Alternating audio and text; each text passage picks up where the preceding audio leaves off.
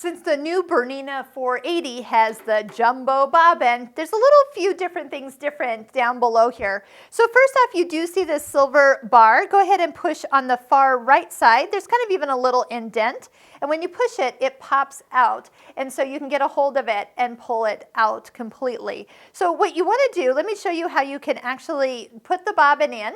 There is, of course, only one bobbin that fits this, so make sure you are getting the Bernina 7 series bobbins. They are, with the silver side, it goes down into the bobbin case first. So that means you can only put this in one way. You cannot put it in wrong. To put the bobbin down through the tension area, you're going to find that little groove on the side, bring the thread down through that area, beside the little housing, click it down, underneath and behind that little curly Q in the back, and then up into the front little curly Q. So that's kind of where it sits.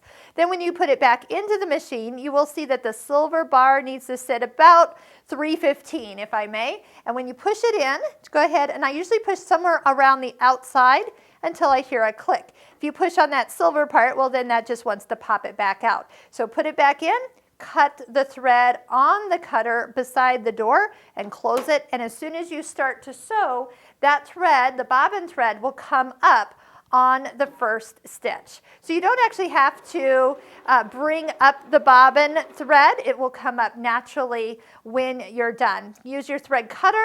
And here's another thing about the bobbin. When you lift up the presser foot after you've used the thread cutter, then you only have one thread. The bobbin thread is cut down below here, so it's hanging out and ready to get used the next time you go to sew.